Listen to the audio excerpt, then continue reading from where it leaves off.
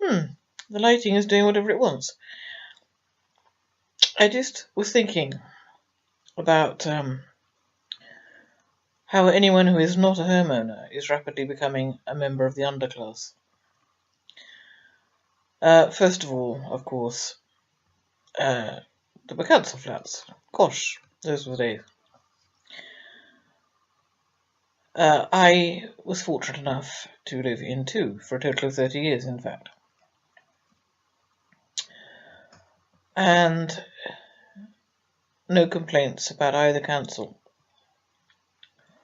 They were great. And the rent was affordable, and the homes had to be kept up to a certain standard. They could not, for example, have black mould all over the bedroom. At one point, I had the chance to buy my council flat in Southampton. And by Christ, I wish I'd done it.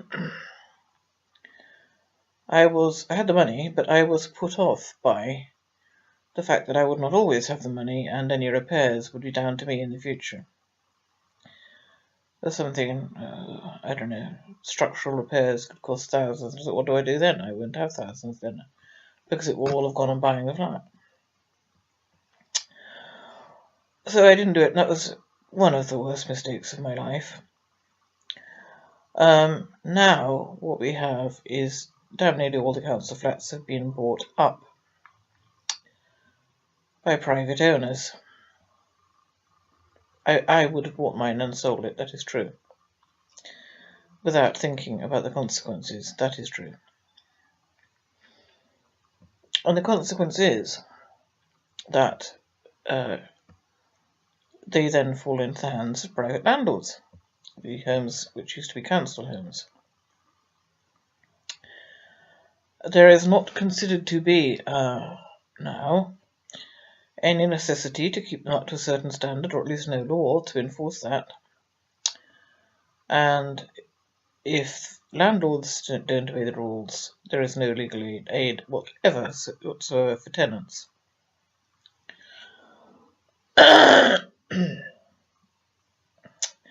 What is also happening to those of us who are ill and who had our rents covered in full when in council flats, now do not. I, for example, pay a top-up of £100 a month while living on benefits. Yeah, one of those scroungers, but then again, look at how much the MPs scrounge. It hardly compares, does it really? With the royal family, for example. So we are now an underclass. That's for starters. The other thing there is that private landlords do not want to rent out homes to people who are on benefits. So, if you don't own your own home, and your council home is gone, you are in the invidious position of trying to find a private rental while on benefits, and no landlords will take you. Very few. I found only one in Southampton who would take DSS tenants. Agencies are out of the question because they don't want people who are on benefits, and people who are on benefits can't afford the agencies and the extra fees they charge. Result: a lot of people, like myself for example, this flat is about to be sold. I've seen it coming for a long, long time now. In a few months' time, this flat is going to be sold. We have no security. We can be evicted without any reason given whatsoever. And frequently are. As I said, there is no enforceable legal requirement to keep the flat up to a healthy, safe standard. So the homes are hard to come by. You settle for just about anything in the end. although this has been the best of a bad bunch. If I don't count the fact that I spent 1,000 nights, at least, sleeping in a room full of black mould with COPD.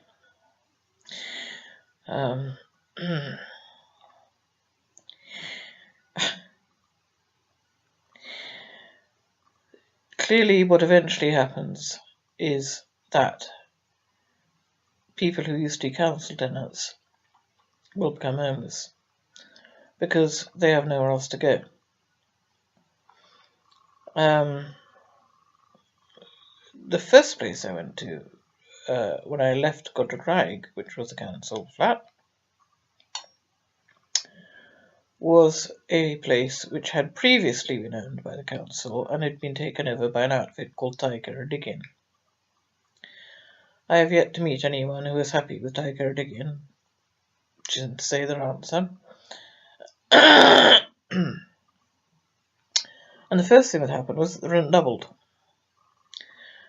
The size of my home halved. Oh, no, it was about a third of the size of the previous. I lived in a one-bedroom flat in Godricraig. Nonetheless, the one I went to, owned by Tiger Diggin, was in its entirety about the size of this sitting room. That is, one bedroom, one bathroom, one kitchen, and one sitting room, all would have fitted into this room. And the rent doubled. It went from, I think, about £58 a week to, 116. It was around double. So then you have poor people, or sick people, or old people, or all three, who can't afford homes to live in.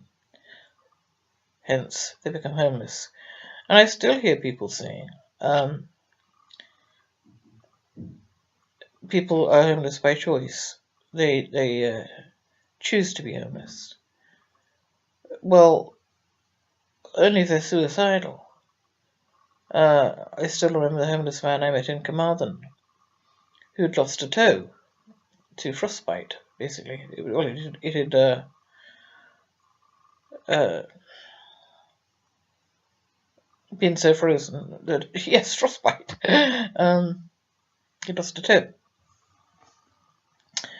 And he had become homeless because, and I do believe his story, he'd been hit over the head with a brick, unprovoked attack, landed up in hospital for something like 3 months.